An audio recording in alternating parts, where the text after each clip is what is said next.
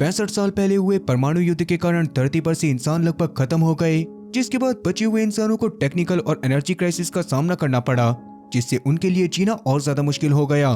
साथ ही अब सबसे बड़ी दिक्कत ये थी कि परमाणु युद्ध के असर की वजह से अब पैदा होने वाले लगभग 90% बच्चों में जेनेटिक डिसऑर्डर्स होते थे, जिसके कारण इंसानों का अस्तित्व खतरे में था। पर किस्मत से तभी अमेज़न के घने जंगलों में रिसर्च कर रहे साइंटिस्ट को एक खास तरह का फूल मिला, जिसके अंदर काफी ज्यादा एनर्जी थी और उसी एनर्जी का इस्तेमाल करके वो साइंटिस्ट एनर्जी क्राइसिस को खत्म कर देते हैं। इसके बाद उस फूल के पेड़ को जेनेसिस ट्री का नाम दिया जाता है और उस फूल को जेनेसिस फ्लावर का।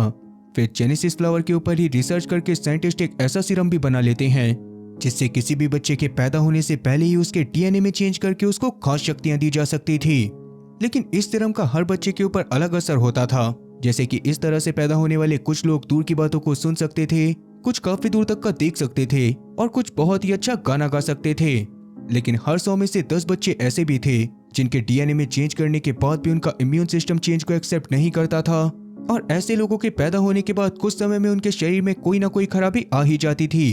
अब जहाँ जेनेटिकली मॉडिफाइड इंसान राजा महाराजाओं की तरह शहर में रहा करते थे, वहीं नॉर्मल इंसानों और इस तरह के इंसानों को शहर से दूर एक स्लम एरिया में रहना पड़ता था, या तो फिर शहर में रहकर ही छोटे मोटे साफ सफाई जैसे काम कर वहीं पर गुजारा करना पड़ता था। अब आज जेनेटिकली मॉडिफाइड बच्चों का एक ग्रुप अपनी स्कूल ट्रिप पर एक साइंस लैब में आता है, जहाँ उनके टीचर उन्हें वॉर के बाद हुए सभी इंसिडेंट के बारे में बता रही थी और उन्हीं जेनेटिकली मॉडिफाइड बच्चों के बीच में क्लोई नाम की एक नॉर्मल बच्ची भी मौजूद थी, जो कि वैसे तो उसी स्कूल के स्टूडेंट नहीं होती, लेकिन अभी वो उनके जैसे कपड़े पहनकर अपने एक अपाहिज साथी लियोन के साथ लैब में जेनेसिस फ्लावर की चोरी करने के लिए आई थी।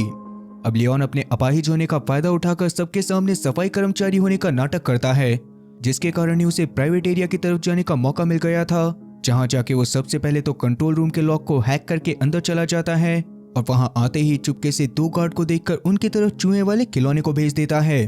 उस खिलौने को गार्ड जैसे ही उठाते हैं, वैसे ही खिलौने में से बेहोशी वाली गैस निकलकर उन दोनों को बेहोश कर देती है, जिसके बाद लियोन जल्दी से उनमें से एक गार्ड की चाबी को चुराकर वेंटिलेशन सिस्टम को खोलता है और वहां मौजूद पाइप्स में बेहोशी वाली गैस का सिलेंडर जोड़कर मेन लैब के अंदर मौजूद सभी लोगों को बेहोश कर देता है। इस काम के पूरा होते ही लियोन मास्क पहनकर मेन लैब के अंदर जाने लग गया था, लेकिन अंदर दाखिल होने के लिए उसे मेन दरवाजे का कोड पता नहीं होता, इसलिए वो क्लोई से बात करके उस कोड के बारे में पता करने को कहता है, जिसके लिए क्लोई सिक्योरिटी इंचार्ज को देखकर उसके सामने ही एक बच्चे से जानबूझकर लड़ाई कर लेती है और जब सिक्योरिटी इंचार्ज उन्हें छुड़वाने के लिए उनके बीच में आता है तो क्लोई चुपके से उसकी जेब में मौजूद एक डायरी को चुरा लेती है, जिसमें ही उस मेन दरवाजे का कोड भी लिखा था। अब उस कोड को क्लोई से जानने के बाद लियोन मेन लैब में जाकर वहां मौजूद एक लीवर को खींचता है, जिससे उस कमरे में मौजूद जेनेसिस ट्री लियोन के सामने आ गया था और उस ट्री को चारों तरफ से शीशे की दीवार से ढक रखा था। फिर अभी फ्लावर को चुराने से पहले लियोन अपनी माँ की दी गई एक घड़ी को देखता है, जिसमें लिखा था कि हम सब एक हैं और हम सब बराबर हैं। उसको देखने के बाद लियोन जेनेसिस फ्लावर को चुराने के लिए एसिड बॉल का इस्तेमाल करके ग्लास की दीवार को गोल हिस्से में काटता है और उसी हिस्से से फूल को निकालने लगता है। उस दौरान फूल के डिफेंस मैकेनिज्म ने बड़ी बड़ी पिंस को लियोन के चेहरे की तरफ फायर करना शुरू कर दिया था, लेकिन मास्क के कारण वो बच जाता है और फूल को तोड़कर अपने बैग में रख लेता है।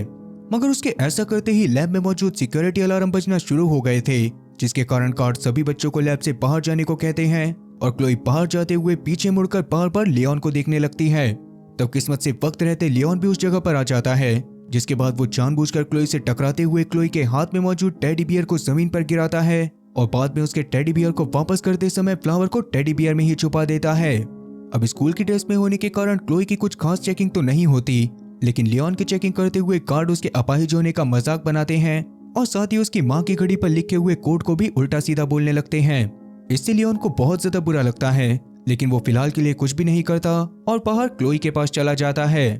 दरअसल वो दोनों स्लम एरिया में रहने वाले जीनियस चोर थे, जो शहर में आके इसी तरह से चोरी करके चोरी के सामान को स्लम एरिया में बेच देते थे और इसी काम से उन्हें थोड़े बहुत पैसे मिल जाते थे। खैर अभी क्लोई और साथी लियोन जब स्लम एरिया की तरफ वापस जा रहे थे तो उस दौरान शहर का मेयर फ्रैंक एक नए ड्रग के बारे में बताता है, जो कि उसने अपने ही लैब में बनवाया था और उस ड्रग की मदद से किसी भी इंसान के पैदा होने के बाद भी उसके डीएनए में चेंजेस करके उसे जेनेटिकली मॉडिफाइड इंसानों की तरह बनाया जा सकता था। और क्योंकि खास करके उस ड्रग को स्लम एरिया के लोगों के लिए ही बनाया गया था, इसलिए स्लम एरिया में उस ड्रग का बहुत ही अच्छे से प्रचार करवाने के लिए फ्रैंक ने वहां पर एक बहुत ही बड़ी सिंगर मीरा का कॉन्सर्ट ऑर्गेनाइज करवाया होता है, जिसको दुनिया भर के सारे लोग बहुत ज्यादा पसंद करा करते थे और मीरा खुद भी एक जेनेटिकली मॉडिफाइड ह्यूमन थी। जो कि अपनी खूबियों के कारण बहुत अच्छा गाना गा सकती थी। खैर अभी इस न्यूज को सुनने के बाद क्लोई काफी ज्यादा खुश होती है, क्योंकि वो खुद भी मीरा की बहुत बड़ी फैन थी। लेकिन लियोन को तो मीरा और उसके कॉन्सर्ट में बिल्कुल भी दिलचस्पी नहीं थी। खैर इधर जब एक जगह पर मीरा अपने कॉन्सर्ट को खत्म करने के बाद अपने रूम में वापस आती है, तो उसका मैनेजर उसके पास आकर उसको स्लम एरिया में जाने से मना करता है, क्योंकि वो जगह सच में बहुत ज्यादा खतरनाक थी। लेकिन मीरा के हिसाब से वो वहां पर बस कॉन्सर्ट इसी वजह से करना चाहती थी, ताकि वो पूरी दुनिया को ये दिखा सके कि जेनेटिकली मॉडिफाइड इंसान नॉर्मल इंसानों के साथ भी रह सकते हैं। खैर वहीं क्लोई और लियोन के स्लम एरिया में एंटर करते समय सिक्योरिटी गार्ड उनके सामान को चेक करते हैं, जिस दौरान लियोन क्लोई को अपनी भांजी बताते हुए झूठ बोलता है कि शहर में वो अपनी भांजी के साथ अपनी भांजी के लिए गिफ्ट लेने गया था, क्योंकि जल्दी ही उसका बर्थडे आने वाला है। अब ये बात सुनने के बाद सिक्योरिटी गार्ड उन्हें वहां पर से जाने देते हैं और वो दोनों के दोनों अपने वेयर हाउस में आ जाते हैं। अब पहले के टाइम पर वो वेयर हाउस क्लोई के माता पिता का हुआ करता था, लेकिन एक दुर्घटना में मरने से कुछ समय पहले ही उन लोगों ने वेयर हाउस को लियोन के नाम पर कर दिया था और उससे वादा लिया था कि वेयर हाउस के बदले में लियोन उनकी बेटी क्लोई का हमेशा ध्यान रखेगा। खैर अभी के लिए क्लोई अपने टेडी बियर में से जेनेसिस फ्लावर को निकालकर लियोन को देती है, जिसको लेने के बाद लियोन उसको बर्तन धोने के लिए बोलता है और कुछ जेनेसिस फ्लावर के ऊपर वर्क करते हुए उसके एनर्जी पार्टिकल्स को निकालने में लग जाता है। तब उस दौरान क्लोई उसको थोड़ा सा परेशान करने के लिए रेडियो में तेज तेज गाने बजाने लग जाती है, जिसके थोड़ी देर बाद वो दोनों के दोनों अपने काम को खत्म करके अपनी दुकान को चालू कर देते हैं। अब आज के दिन वो लोग जेनेसिस फ्लावर से निकाले गए एनर्जी पार्टिकल का इस्तेमाल करके स्लम एरिया में रहने वाले उन लोगों के बॉडी पार्ट को सही करने वाले थे जिनकी बॉडी में प्रोस्थेटिक पार्ट्स लगे थे। तब एक एक करके उन लोगों की दुकान पर काफी सारे लोग आने लग जाते हैं, जिस दौरान लियोन धीरे धीरे करके उनके मशीनरी पार्ट्स को सही करता जा रहा था और बदले में उससे लोगों से पैसे मिलते जा रहे थे। अब काफी देर काम करने के बाद लियोन थोड़ा सा थक जाता है, लेकिन क्लोई इतने सारे पैसे को देखकर बहुत ज्यादा खुश हो रही थी। अब तभी अचानक से उनके शॉप वाले नंबर पर किसी का कॉल आता है, जो कि उन्हें एक एनर्जी पार्टिकल के बदले में 3 गुना पैसे देने के लिए तैयार था। लेकिन 3 गुना पैसे कमाने के लिए उन्हें उस जगह पर जाना पड़ेगा जहां पर वो बंदा उन्हें आने के लिए बोलेगा। तब शुरू में तो क्लोई उसको ये कहकर मना कर देती है कि वो लोग होम डिलीवरी का काम नहीं करते, मगर 3 गुना पैसे के बारे में सुनने के बाद लियोन उस कस्टमर की लोकेशन पर जाने के लिए मान जाता है। अब उस बंदे ने उन्हें जेनेटिकली मॉडिफाइड इंसानों के एक रेस्टोरेंट में आने के लिए बोला था, जहां पर जाने के लिए लियोन मान तो गया था, पर अगर रास्ते में क्लोई और लियोन को कोई पुलिस वाला वहां पर जाते हुए देख लेता तो उस जगह के सिर्फ जेनेटिकली मॉडिफाइड इंसानों के लिए रिजर्व होने के कारण वो दोनों एक बहुत ही बड़ी मुसीबत में फंस जाते। लेकिन इसके बावजूद लियोन पैसे के लालच में इस खतरे को उठाने के लिए तैयार हो जाता है और किसी तरह से वो दोनों मैप में पुलिस वालों की लाइव लोकेशन देखते हुए उनसे बचकर होटल के पास पहुंच जाते हैं। उस होटल के अंदर काफी सारे जेनेटिकली मॉडिफाइड इंसान खाना खाने के लिए आए हुए थे, जिनकी उन दोनों के ऊपर नजर पड़ने से पहले ही किचन में मौजूद शेफ उन दोनों को जल्दी से किचन के अंदर लेकर चला जाता है, जहां पर उन दोनों को बुलाने के बाद शेफ अपनी शर्ट को उतार देता है और तब जाकर क्लोई और लियोन को पता चलता है कि असल में वो शेफ भी एक नॉर्मल इंसान ही था, जो कि लियोन की तरह चल फिर नहीं सकता था और उसने अपने चलने फिरने के लिए एक मैकेनिकल स्पाइन बनवाई हुई थी, जिसमें ही आ रही गड़बड़ को सही करने के लिए उसने लियोन को वहां पर बुलाया था। अब जब लियोन उसके स्पाइन को सही करने की कोशिश कर रहा होता है, तभी अचानक से होटल के बाहर कुछ नकाबपोश लोग आ जाते हैं, जो कि जेनेटिकली मॉडिफाइड इंसानों से नफरत करा करते थे और आज होटल में हमला करके वो लोग ज्यादा से ज्यादा जेनेटिकली मॉडिफाइड इंसानों को जान से मारना चाहते थे। अंदर जाते ही वो लोग सभी लोगों को बहुत ही बुरी तरह से मारना चालू कर देते हैं, जबकि इस सबसे अनजान लियोन ने अब तक उस शेफ के मैकेनिकल स्पाइन को पूरी तरह से सही कर दिया था, जिसके बदले में वो उससे पैसे मांगने लगता है। लेकिन पैसे देने के पहले ही शेफ को बाहर से लोगों के चिल्लाने की आवाज आती है, इसीलिए वो लियोन से थोड़ी देर वेट करने को बोलकर बाहर चेक करने के लिए जाता है, पर उस दौरान उस ग्रुप के लोग उसे भी बहुत ही बुरी तरह से मारते हैं और बाद में वो बहुत ज्यादा घायल होकर क्लोई और लियोन के पास आकर उन्हें उन लोगों के हमले के बारे में बता देता है। ये बताने के बाद शेफ की वहीं पर मौत हो गई थी और जल्दी ही उस ग्रुप के लोग भी किचन में आने वाले थे। इसीलिए तब लियोन अपनी और क्लोई की जान बचाने के लिए क्लोई से बोलता है कि वो शेफ के मैकेनिकल स्पाइन को निकालकर उसको पहना दे, जिससे लियोन खुद भी चल फिर पाएगा। तब क्लोई भी बिल्कुल ऐसा ही करती है और फिर इसके बाद जब बाहर मौजूद ग्रुप के बंदे किचन में आते हैं तो लियोन क्लोई के साथ छुप जाता है। तब उस ग्रुप में मौजूद एक आदमी की जेब से एक पेपर गिरता है, जिसको क्लोई ने उठाकर अपने पास रख लिया था और उसी दौरान उस मैकेनिकल स्पाइन में फिर से गड़बड़ होने के कारण लियोन को अपने शरीर को कंट्रोल करने में दिक्कत आने लग गई थी। एक तरह से अब लियोन की बॉडी अपने आप वर्क करने लग जाती है और तभी उस ग्रुप का एक बंदा अपने दूसरे साथी को ये बताने के लिए अंदर आता है कि जल्दी ही पुलिस यहाँ पर आने वाली है, तो उन्हें जल्दी से जल्दी यहाँ पर से निकलना पड़ेगा। इसके बाद वो लोग वहां पर से निकलने ही वाले थे कि तभी लियोन आउट ऑफ कंट्रोल होकर उन लोगों के सामने खड़ा हो जाता है। और जब वो लोग उसको मारने के लिए उसकी तरफ आते हैं तो लियोन ना चाहते हुए भी उन लोगों से लड़ाई करने लग जाता है। उस दौरान लियोन ने एक पेन को उठाकर एक आदमी के चेहरे पर मार दिया था, जिसके कारण उसका मास्क हट जाने की वजह से लियोन और क्लोई ने उसका चेहरा देख लिया था। पर अभी वो बंदा उनके ऊपर वापस से अटैक कर पाता उससे पहले लियोन और क्लोई जैसे तैसे वहां पर से भागने में कामयाब हो जाते हैं। लेकिन बाहर जाने के बाद भी लियोन का उसकी बॉडी के ऊपर पूरी तरह से कंट्रोल नहीं था, इसीलिए जैसे तैसे क्लोई उसकी मदद करते हुए उसे आगे लेकर जाने लगती है और वो बहुत ही मुश्किल से पुलिस वालों की गाड़ियों से बचकर छुप छुप के अपने वेयर हाउस में आ जाते हैं। अब वहीं पर अगले दिन न्यूज देखते समय उन्हें होटल में हुए अटैक के बारे में पता चलता है और साथ ही न्यूज में उन दोनों की भी फोटो दिखाई जा रही थी, क्योंकि उन दोनों को भागते हुए एक सीसीटीवी कैमरा ने कैप्चर कर लिया था और पुलिस वालों को होटल में हुए हमले में उन्हीं दोनों की साजिश लग रही थी। इसी वजह से उन दोनों को तुरंत ही मोस्ट वांटेड की कैटेगरी में डाल दिया जाता है, जो जानने के बाद लियोन बहुत ज्यादा परेशान हो गया था, क्योंकि ऐसे हालात में पुलिस वालों के पास जाकर वो लोग उन्हें सफाई भी नहीं दे सकते थे और अगर वो पुलिस वालों के पास जाकर उन्हें सच्चाई बताने की कोशिश करते भी तो भी उनके नॉर्मल इंसान होने के कारण पुलिस वाले उनकी बातों पर भरोसा नहीं करते।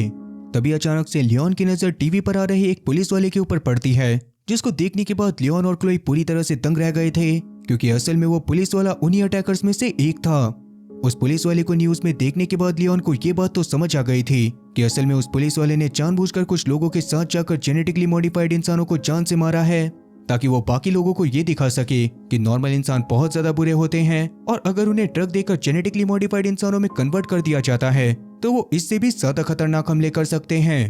खैर अभी क्लोई अपनी जेब में से उस पर्चे को निकालती है जो कि उसे होटल के किचन में मिला था। वो कागज असल में मीरा के कॉन्सर्ट का एक हिस्सा था कि असल में वो पुलिस वाले वापस से नॉर्मल इंसानों का भेष बनाकर उस कॉन्सर्ट में जाकर मारामारी करेंगे, जिस दौरान मीरा की जान को बहुत ज्यादा खतरा होगा और अगर वो इस कॉन्सर्ट के दौरान मारी जाती है तो फ्रैंक के द्वारा नॉर्मल इंसानों के लिए बनाया गया ड्रग कभी भी मार्केट में रिलीज नहीं होगा। इसीलिए क्लोई मीरा के कॉन्सर्ट में जाकर वहां मौजूद लोगों और मीरा की जान को बचाना चाहती थी, लेकिन लियोन को इन सब से कोई भी लेना देना नहीं था। इसीलिए वो जल्दी से जल्दी अपनी और क्लोई के जरूरत के सामान को इकट्ठा कर इस जगह से निकलने की तैयारी करने लगता है। लेकिन क्लोई को ये बात बिल्कुल भी पसंद नहीं आती और वो रोते हुए वेयर हाउस के बाहर चली जाती है। तब लियोन उसको रोकने की कोशिश करता है, लेकिन क्लोई उसकी कोई भी बात नहीं सुनती। तभी अचानक से लियोन की नजर वापस से उसी मैकेनिकल स्पाइन पर पड़ती है, जिसको देखने के बाद लियोन के दिमाग में कीरा और बाकी सबकी जान को बचाने का एक आइडिया आ गया था। इसी वजह से वो उस मैकेनिकल स्पाइन के ऊपर फिर से वर्क करना चालू कर देता है और फिर जब थोड़ी देर बाद क्लोई वापस से वेयर हाउस के अंदर आती है तो उस समय तक लियोन मैकेनिकल स्पाइन में काफी सारे एडवांस फीचर को ऐड करके उसे एक तरह से सुपर हीरो सूट बना चुका था, जो देखने के बाद क्लोई को बहुत ज्यादा अच्छा लगता है और वो उस सूट में मास्क और साथ ही कुछ वेपन्स को ऐड करने में लियोन की मदद करती है। अब इसके बाद रात में स्लम एरिया की एक बहुत ही बड़ी जगह पर कीरा का बहुत ही शानदार परफॉर्मेंस होता है, जिस दौरान उसका गाना सुनकर लोग पागलों की तरह उसके लिए तालियां बजाने लग गए थे। इससे मीरा को भी काफी ज्यादा अच्छा लगता है, पर जब वो अपने कॉन्सर्ट को खत्म करने के बाद अपने कार्ड के साथ अपनी गाड़ी की तरफ जा रही होती है तभी अचानक से वहां पर वही मास्क वाले बंदे पहुंचकर उसके गार्ड को जान से मार देते हैं और मीरा को किडनैप करने की कोशिश करने लगते हैं। लेकिन अब तक लियोन भी अपने सूट को पहनकर वहां पर आ गया था, जो कि वहां पर आते ही उन सभी लोगों को बहुत ही बुरी तरह से मारना चालू कर देता है, जिस दौरान वो अपने सूट के अंदर मौजूद प्लांट वाले वेपन की मदद से कुछ लोगों को झाड़ियों से बांध दे रहा था तो कुछ लोगों को एसिड वाली सीट फेंक कर घायल कर रहा था। इस बीच क्लोई एक गाड़ी को चुराकर उसमें मीरा को बिठाती है और बाद में गाड़ी में लियोन को भी बिठाकर जल्दी से वेयर हाउस में आ जाती है। अब इस लड़ाई के दौरान लियोन भी थोड़ा सा घायल हो गया था, जिसकी वजह से वेयर हाउस में आने के बाद वो अपना इलाज करने की कोशिश करने लगता है, जबकि क्लोई तो अपने सामने मीरा को देखकर फूले नहीं समा रही थी। वो मीरा के साथ में अपने आप को बहुत ही अच्छे से इंट्रोड्यूस करती है, जिस दौरान मीरा को भी उससे मिलकर बहुत ज्यादा अच्छा लगा था, पर फिलहाल के लिए वो लियोन की मदद करने के लिए उसके पास चली जाती है। अब वैसे अब तक मिया के किडनैप होने की बात पूरे शहर में फैल गई थी और साथ ही सबको ये बात भी पता चल गई थी कि फ्लावर सूट में मौजूद एक आदमी ने पिछली रात उसकी मदद करने की कोशिश करी थी। इसी बारे में लियोन से बात करने के बाद मीरा डिसाइड करती है कि अब वो वेयर हाउस से निकलकर शहर में वापस चली जाएगी, लेकिन लियोन उसको ऐसा करने से मना कर देता है। उसके हिसाब से पहले उन्हें उन नकाबपोश लोगों के ग्रुप के बारे में और ज्यादा चीजें पता करने की जरूरत थी, ताकि वो आगे चलकर किसी और के ऊपर हमला ना करें। तभी उन्हें न्यूज से ये बात भी पता चलती है कि अगले दिन फ्रैंक अपने हेल्थ केयर सेंटर में खुद आने वाला था, जिस बात को सुनने के बाद लियोन समझ जाता है कि वो सारे नकाबपोश बंदे अगले दिन वहां पर अटैक करेंगे। इसीलिए उस लैब में लोगों को बचाने के लिए लियोन मीरा के साथ मिलकर ही एक प्लान बनाता है और अगले दिन अपने मैकेनिकल स्पाइन को पूरी तरह से सही करने के बाद अमीरों की तरह कपड़े पहनकर मीरा के साथ उस लैब में पहुंच जाता है। वहां पर जाने के बाद मीरा और लियोन ऐसा दिखाने लग गए थे जैसे कि वो दोनों कपल हो और उन दोनों को मीडिया वालों से छुपकर एक जेनेटिकली मॉडिफाइड बच्चा पैदा करना हो। अब इतनी बड़ी सुपरस्टार को अपनी लैब में देखने के बाद वहां मौजूद स्टाफ तो पूरी तरह से पगला गया था। इसीलिए डॉक्टर खुद ही लैब में उन्हें हर जगह पर घुमाने लगता है, जिस दौरान ही लियोन ने चुपके से एक कमरे की चाबी चुरा ली थी। और जैसे ही उसे इस बारे में भनक होती है कि वो मास्क वाले बंदे जल्दी ही वहां पर आने वाले हैं, तो वो सबसे पहले तो मीरा को उस कमरे में जाने के लिए बोलता है और बाद में लैब के बाकी सारे स्टाफ को भी ये बोलकर अंदर भेज देता है कि मीरा आज उनके लिए फ्री में परफॉर्म करने वाली है। तब सारा का सारा स्टाफ भी अंदर चला गया था, जिसके थोड़ी देर बाद ही वो सारे मास्क वाले बंदे लैब के अंदर पहुंच जाते हैं। लेकिन उनके आने से पहले ही लियोन भी अपने फ्लावर मैन वाले सूट को पहनकर तैयार हो गया था। इसके बाद वो वापस से उन लोगों से लड़ाई करना चालू कर देता है, लेकिन इस बार वो सारे के सारे बंदे लियोन पर एक साथ हमला कर रहे थे, जिसकी वजह से बहुत ज्यादा कोशिश करने के बावजूद भी लियोन उन्हें हरा नहीं पाता और वो लोग उल्टा लियोन को मार मार कर उसका मोर बना देते हैं। अब वो लियोन को जान से मारने ही वाले थे कि तभी वहां पर मेयर फ्रैंक अपने बॉडीगार्ड के साथ पहुंचकर उन सभी लोगों को गन पॉइंट पर ले लेता है। लेकिन गन पॉइंट में होने के बावजूद भी मास्क में मौजूद सभी लोग वहां से भागने में कामयाब हो जाते हैं। इसके बाद फ्रैंक जब लियोन के पास आकर उसकी शक्ल को देखता है तो उसके पूरी तरह से होश उड़ जाते हैं। असल में लियोन कोई और नहीं बल्कि फ्रैंक का ही बेटा था, जो कि फ्रैंक से किसी बात पर बहुत ही ज्यादा नाराज होने के कारण उसके घर को छोड़कर चला गया था और इतने सालों से अब तक उसने फ्रैंक से कोई भी बात नहीं करी थी। अब तक क्लोई भी वहां पर आ जाती है, जिसको जब लियोन की सच्चाई के बारे में पता चलता है तो वो लियोन से इस बात पर नाराज होकर वहां पर से चली जाती है कि लियोन ने अब तक उससे अपनी सच्चाई को छुपा कर रखा हुआ था। खैर अभी जैसा कि फ्रैंक के वहां पर आने के कारण वहां काफी सारे रिपोर्टर्स भी मौजूद थे, इसीलिए फ्रैंक उनके सामने वादा करता है कि वो अपने बनाए गए ड्रग को सबसे पहले अपने बेटे पर ही इस्तेमाल करके उसको सही करेगा और बाद में बाकी सारे नॉर्मल लोग उनका इलाज भी फ्री में कर देगा। अब ये बात सुनने के बाद स्लम एरिया में मौजूद सभी लोगों को सीधा फ्रैंक की फैसिलिटी में शिफ्ट कर दिया जाता है, जहां उनके ऊपर भी 7 के 7 एक्सपेरिमेंट चलने वाले थे और उन्हें भी जेनेटिकली मॉडिफाइड इंसान बनाया जाने वाला था। खैर अब उसी लैब में बने एक मेडिकल रूम में लियोन क्लोई से मिलने के लिए काफी ज्यादा परेशान था, इसीलिए वो फ्रैंक से क्लोई को ढूंढने के लिए कहता है। लेकिन फ्रैंक के हिसाब से वो क्लोई को ढूंढने की काफी ज्यादा कोशिश कर चुका था, पर उसे अब तक क्लोई के बारे में कुछ भी पता नहीं चला था। ये सुनने के बाद लियोन फ्रैंक से उसके सूट को वापस करने को कहता है ताकि वो खुद जाकर क्लोई को ढूंढ सके, लेकिन फ्रैंक लियोन को आगे से उस सूट का इस्तेमाल करने से मना कर देता है, क्योंकि फ्रैंक के हिसाब से वो कुछ दिनों में लियोन को सही करने वाला था और अब लियोन को उस सूट की कोई भी जरूरत नहीं थी। लेकिन इस बात को सुनने के बाद लियोन भड़क जाता है, क्योंकि फ्रैंक के ऐसे ही एक बेकार एक्सपेरिमेंट के कारण लियोन की मां की जान गई थी। यही रीजन भी था कि लियोन ने क्यों फ्रैंक से बात करना बंद कर दिया था और क्यों वो उसके घर को छोड़कर स्लम एरिया में रहने के लिए चला गया था।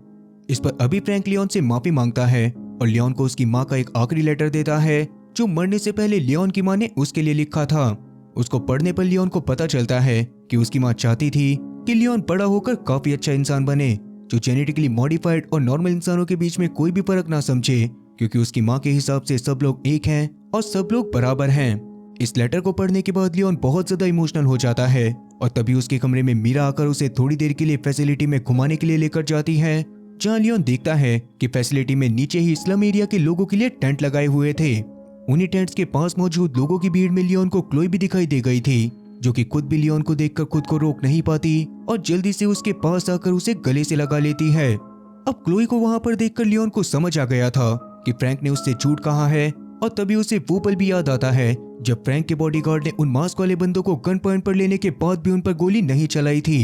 इसका मतलब कहीं ना कहीं फ्रैंक खुद भी उन लोगों को पहले से जानता था और शायद वो खुद ही उन लोगों से इस तरह के काम करवा रहा था। अब अगर लियोन का सोचना सही था तो फ्रैंक स्लम के सभी लोगों को फैसिलिटी में सही करने के लिए नहीं बल्कि किसी और ही मकसद से लेकर आया था। अब जब लियोन इस बारे में मीरा को बताता है तो शुरू में तो मीरा को इस बात पर भरोसा नहीं होता, क्योंकि उसके हिसाब से फ्रैंक एक बहुत ही अच्छा आदमी था। लेकिन लियोन उससे कहता है कि सच का पता करने के लिए हमें चुपके से यहाँ के लैब वाले रूम में जाना होगा, जिस पर मीरा भी मान जाती है और एक हिडन कैमरा वाली प्रोस्टेटिक आंख को लेकर लैब रूम के बाहर पहुंच जाती है। उस लैब के अंदर फ्रैंक एक स्लम में रहने वाले आदमी के ऊपर एक्सपेरिमेंट कर रहा था, जिस एक्सपेरिमेंट के दौरान वो उस आदमी के स्पाइनल कॉर्ड में से एक लिक्विड को निकालता है और उतने में ही वहां पर वो पुलिस वाला भी आ जाता है, जो मास्क वाले लोगों के ग्रुप का लीडर था। तब फ्रैंक उसे उस लिक्विड के बारे में बताता है, जिसकी मदद से दवाई बनाकर वो स्लम के लोगों को सही कर सकता था और साथ ही उस लिक्विड से लोगों की उम्र भी बढ़ाई जा सकती थी। तो फ्रैंक की ये सारी बातें सुनने के बाद पुलिस वाले को समझ में नहीं आता कि अगर फ्रैंक के पास इतनी बढ़िया दवाई बनाने का रास्ता है तो वो स्लम में रहने वाले लोगों की मदद क्यों करना चाहता है। इस पर फ्रैंक उसे बताता है कि मैं तो उन लोगों को कभी भी सही नहीं करने वाला, बस मुझे अपने बेटे को सही करना है, पर उसके अलावा जितने भी स्लम के लोगों को मैं इस फैसिलिटी में लेकर आया हूँ, मैं उन सभी लोगों की बॉडी से इस लिक्विड को निकाल कर उन्हें खत्म कर दूंगा और बाद में उस लिक्विड से उम्र बढ़ाने वाली दवाई बनाकर जेनेटिकली मॉडिफाइड इंसानों को बेचूंगा। इस बात को सुनने के बाद पुलिस वाला भी काफी ज्यादा खुश होता है और साथ ही तब मीरा को उनकी बातें सुनने के बाद ये बात भी पता चलती है कि फ्रैंक उस पुलिस वाले से जगह जगह पर अटैक इसी वजह से करवा रहा था ताकि बाद में उन सभी चीजों का ब्लेम स्लम एरिया वाले लोगों पर डालकर उन्हें जेल में डाला जा सके, जिसके बाद उस करप्ट पुलिस वाले की वजह से फ्रैंक के लिए उन लोगों को जेल से निकालना बहुत ज्यादा आसान हो जाता और वो एक एक करके उन सभी लोगों को लैब में बुलाकर उनकी बॉडी से उस लिक्विड को निकाल लेता।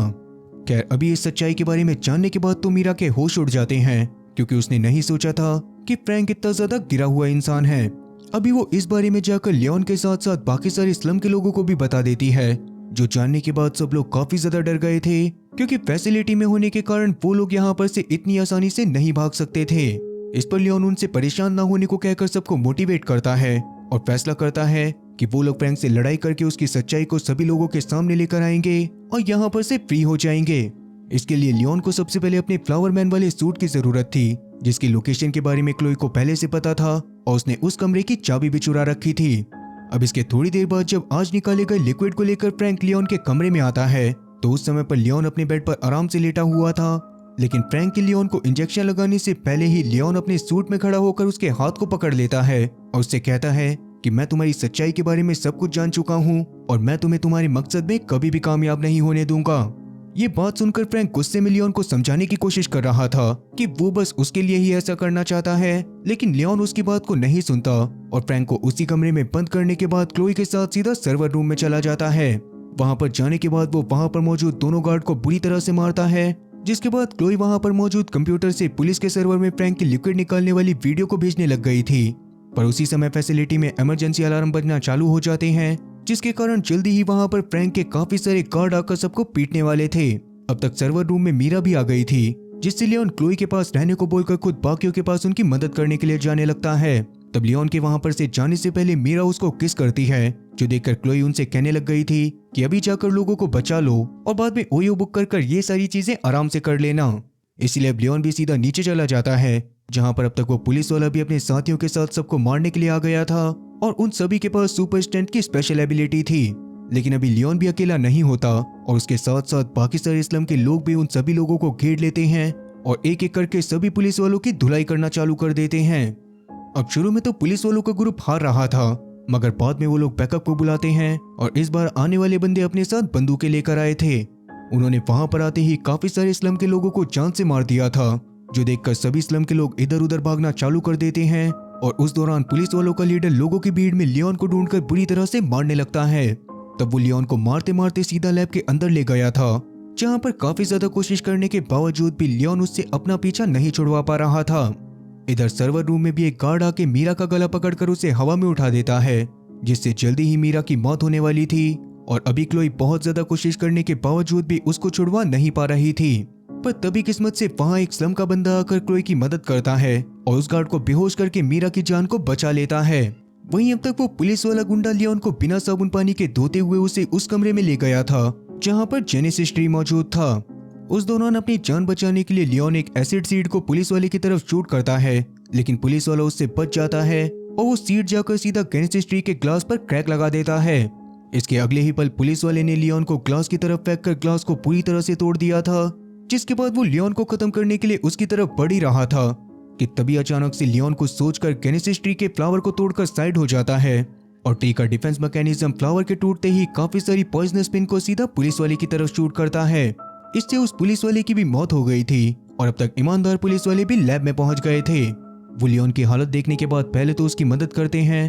पर बाद में जब वो लोग फ्रैंक को गिरफ्तार करने के लिए उस कमरे के पास जाते हैं जहां पर लियोन ने फ्रैंक को बंद करा था, तो वहां पर उन्हें रूम का दरवाजा टूटा हुआ दिखाई देता है और अंदर जाने पर उन्हें पता चलता है कि फ्रैंक ने अपनी नई वाली दवाई को अपने अंदर ही इंजेक्ट कर लिया है, जिसकी वजह से ही वो यहाँ पर से भाग पाया था। फिर अब पुलिस वाले फ्रैंक को चारों तरफ ढूंढना चालू कर देते हैं और इसके कुछ समय बाद ही नॉर्मल लोगों को भी स्लम एरिया में वापस से छोड़ दिया जाता है, जहाँ पर लियोन अब मीरा और साथी क्लोई के साथ बहुत ज्यादा खुश था।